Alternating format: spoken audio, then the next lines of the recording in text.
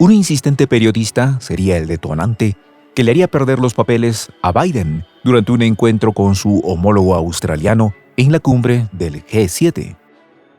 Su enojada reacción, mandándolo a callar, cuando lo interrumpió mientras hablaba de la negociación en el Congreso para aumentar el techo de la deuda pública y así evitar caer en un inédito impago, parecieron revelar que no va nada bien este asunto.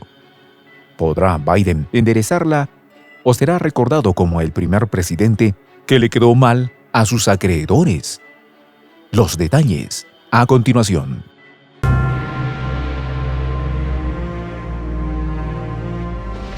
Voz de la Patria Grande. Cállate. Está bien. Gracias. Fueron las palabras del presidente estadounidense Joe Biden, dirigidas a un reportero australiano cuando lo interrumpió mientras explicaba que esta no era la primera vez que adelantaba negociaciones con la oposición republicana para suspender el techo del endeudamiento.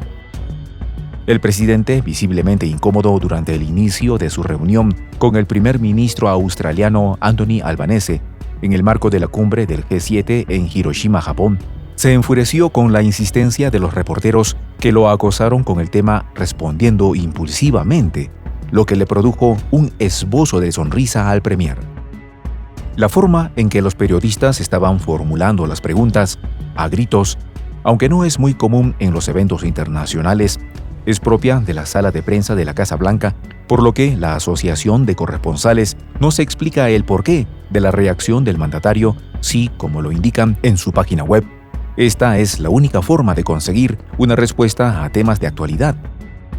La cercanía del plazo límite o ex-date para que Estados Unidos no caiga en un histórico impago de sus deudas pareciera estar jugando una mala pasada al mandatario, quien se ve obligado a tener que llegar a un acuerdo con los republicanos liderados por el presidente de la Cámara, Kevin McCarthy, teniendo que dejar de hacer oídos sordos a sus requerimientos de disminuir el gasto público y el déficit fiscal. Quien también ha alertado sobre la urgencia de llegar a este acuerdo ha sido la secretaria del Tesoro Janet Yellen, diciendo lo siguiente: «Indiqué en mi última carta al Congreso que esperamos no poder pagar todas nuestras facturas a principios de junio y posiblemente tan pronto como el 1 de junio. Y continuaré actualizando al Congreso, pero ciertamente no he cambiado mi evaluación, así que creo que es una fecha límite difícil». El pulso político en el que se ha convertido la difícil negociación obligó a que el presidente Biden recortara la gira que iba a incluir una visita a Papúa Nueva Guinea y a Australia, para regresar el domingo en la noche y así enderezar el camino de las negociaciones antes de que sea demasiado tarde. Y es que la secretaria de prensa de la Casa Blanca, Karine Jean-Pierre, ha enviado señales nada esperanzadoras al decir lo siguiente: «No hay duda de que tenemos serias diferencias», lo que confirmó el director de comunicaciones, Ben LaVault, quien agregó lo siguiente: «Los republicanos están tomando de rehén la economía, están empujándonos al límite del default, lo que podría significar la pérdida de millones de empleos y llevar al país a una recesión». Y como si el panorama no fuera lo suficientemente caótico, la aparición de una publicación del expresidente Donald Trump en la red social Truth Social, en la que escribió lo siguiente: «A menos que consigan todo lo que quieren, no se dobleguen», parece complicar aún más la situación, ya que, de acuerdo con una declaración de Jean-Pierre, son precisamente sus seguidores dentro del Partido Republicano quienes amenazan con poner el país en default. Desde el pasado 19 de enero, Yellen advirtió a los líderes del Congreso que se había alcanzado el tope de endeudamiento, escribiendo lo siguiente: «Esta carta sirve para notificarles las medidas extraordinarias que el Tesoro ha comenzado a tomar hoy, entre las cuales se contaba suspender hasta junio los pagos al Fondo de Pensiones para Trabajadores Públicos y al Servicio de Salud de los Jubilados del Servicio Postal. El techo de la deuda es la cantidad máxima establecida por el Congreso que el gobierno federal puede pedir prestada para financiar las obligaciones que los legisladores y los presidentes ya han aprobado, pues el gobierno registra déficits presupuestarios y los ingresos que recauda no son suficientes. aumentar el tope no autoriza nuevos compromisos de gasto. La situación no es inédita. Desde que se creó hace más de un siglo, se ha modificado más de 100 veces e incluso durante la presidencia de Barack Obama, cuando la Cámara Baja también se encontraba controlada por los republicanos, se llegó a una negociación 2 días antes del ex-date, cuando el demócrata accedió a aprobar una serie de restricciones al gasto público que estuvieron vigentes hasta hace poco.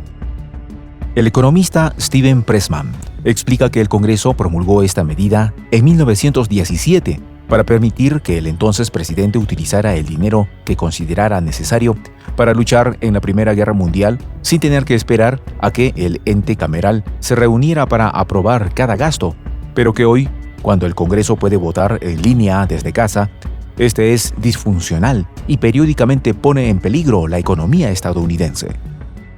Y esto es precisamente lo que se percibe en Wall Street, quien cerró en negativo el viernes pasado tras la interrupción de las conversaciones, ya que, de acuerdo con declaraciones de José Mazoy, director global de inversiones Santander Asset Management, dijo lo siguiente: aunque nuestro escenario central y el del mercado es que finalmente se alcanzará dicho acuerdo, no podemos descartar que surjan episodios de volatilidad. La dificultad para llegar a un acuerdo está en el contenido de la Ley de Presupuesto Federal aprobada a finales de abril por los republicanos, la cual recorta el gasto público para los próximos 10 años en $4.8 billones, reversando algunas leyes promulgadas por Biden, como la de los créditos fiscales de energía limpia o la del plan de pago y condonación de la deuda estudiantil. Frente a la misma, los demócratas han manifestado que los recortes presupuestales dañarían a las personas y a la economía, ya que probablemente se reduciría el gasto interno provocando la pérdida de puestos de trabajo, los cuales fueron calculados en 780,000 solo el próximo año por un estudio realizado por Moody's Analytics. Recientemente, la Casa Blanca ha parecido cerrar las puertas al manifestar que los republicanos están reciclando una versión apenas rebajada de su propuesta extrema de presupuesto que recortaría empleos para docentes y puestos en las fuerzas de seguridad y podría poner en riesgo la cobertura de atención médica para millones de estadounidenses, al mismo tiempo que extienden las excepciones fiscales para los más ricos y las corporaciones. El doctor en Políticas Públicas y Administración, Mauricio Mechoulam, al respecto sostiene lo siguiente: debido al presupuesto altamente deficitario con el que opera la superpotencia, hace ya bastante tiempo que los recursos no le alcanzan para mantener a flote, todas al mismo tiempo, sus muy diferentes aventuras y agendas geopolíticas, refiriéndose a su gasto militar, la carrera armamentista y las amenazas de atacar otros países. Y es que Estados Unidos, en noviembre del año pasado, alcanzó el déficit comercial más alto en 14 años, producto de la disminución de la demanda interna por el alto costo de endeudarse como consecuencia del incremento en 10 oportunidades desde marzo de 2022 de los intereses por parte de la Reserva Federal. La fórmula de la Fed de incrementar los intereses para contener la inflación ha tenido 2 efectos boomerang. El primero de ellos al frenar el gasto de los consumidores, lo que ha reducido la demanda de viviendas, automóviles y otros bienes y servicios, generando una desaceleración económica que está llevando al país muy cerca de la recesión. Y el segundo, debido al incremento del valor del dólar, que en 2022 ganó un 5.4% frente a las monedas de sus principales socios comerciales, lo que ha encarecido los productos fabricados en Estados Unidos, haciéndolos menos competitivos en los mercados mundiales, ralentizando las exportaciones.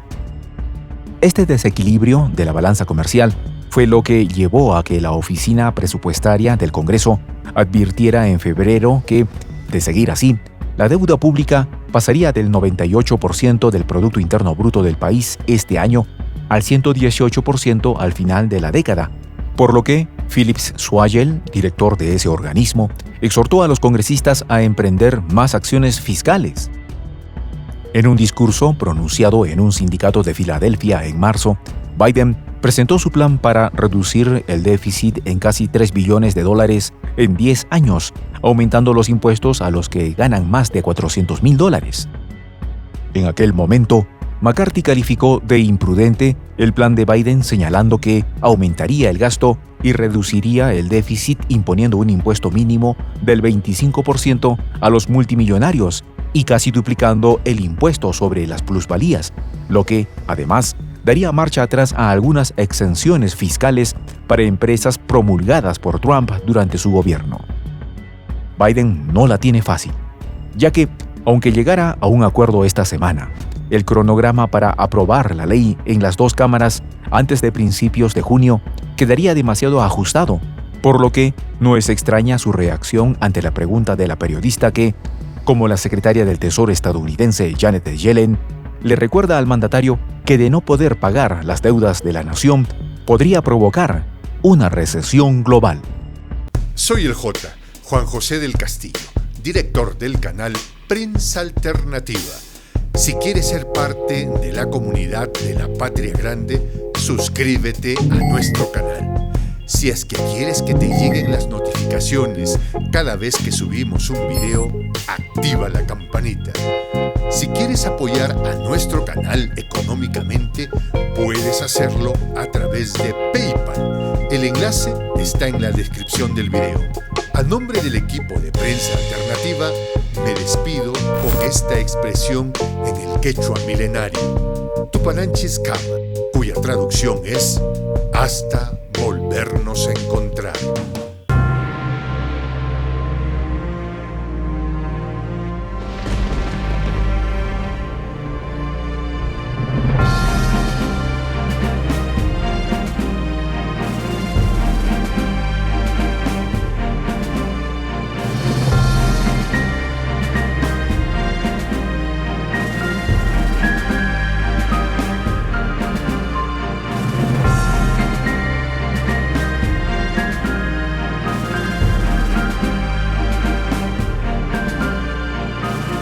Voz de la Patria Grande.